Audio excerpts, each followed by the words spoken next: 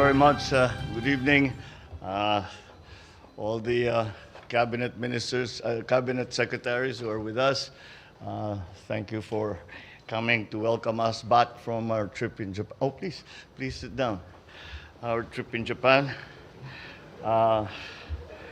Vice President Sara Duterte, former president, and our most valuable counsel in all of these trips, the former president and now Deputy Speaker Gloria Macapagal Arroyo.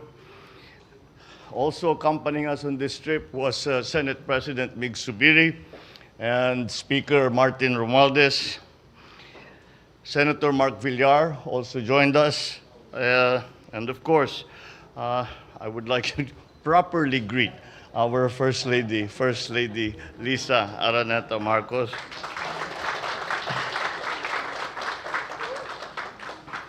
Pasay District Representative Antonino Calixto, the AFP Chief of Staff General Andy Centino, and the Major Service Commanders, PNP Chief General June Asurin, PCG Commandant Admiral Artemio Abu, my fellow workers in government, ladies and gentlemen.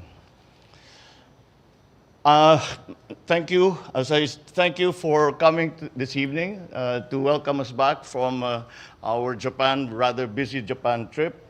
The First Lady and I, together with the Philippine delegation composed of government officials and business leaders, are happy to be back in the Philippines with great news from our visit to Japan.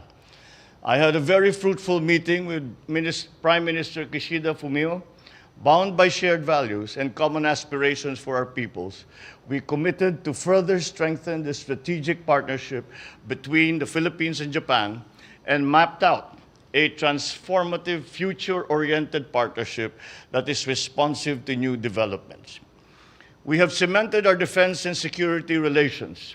We have also covered a great deal of ground in the areas of agriculture, ICT, cooperation, and with the signing of bilateral agreements that provide the framework for enhanced mutually beneficial collaboration in many areas.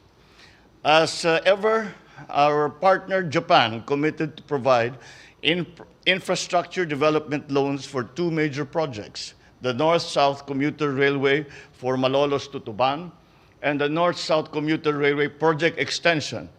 All this totaling 377 billion Japanese yen, or the equivalent of about $3 billion. The completion of these projects, along with other ongoing large-scale official development assistance projects, such as the Metro Manila Subway project and many more across the country, are expected to translate to better lives for Filipinos through improved facilitation of the movement of people, of goods, and of services.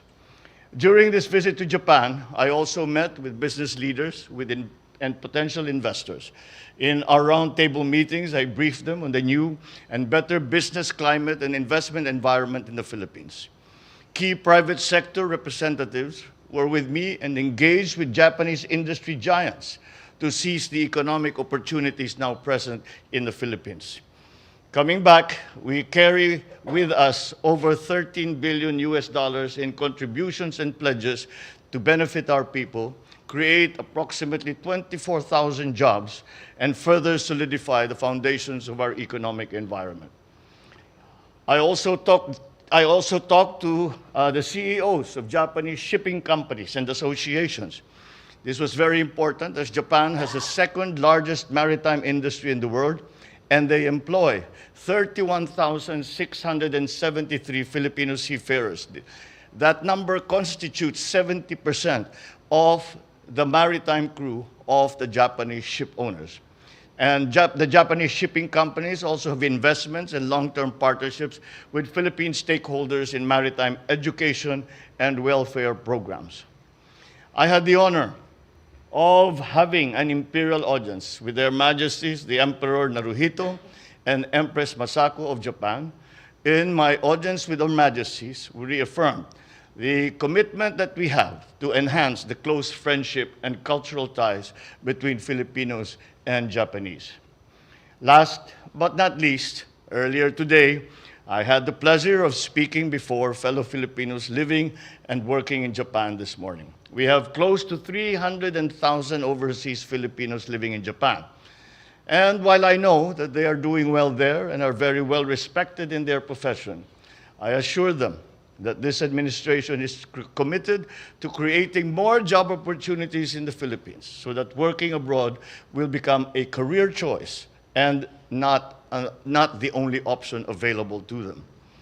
I told them that we are working doubly hard to enact policies to forge partnerships that will make our economy more competitive and attractive to foreign investors and to entrepreneurs.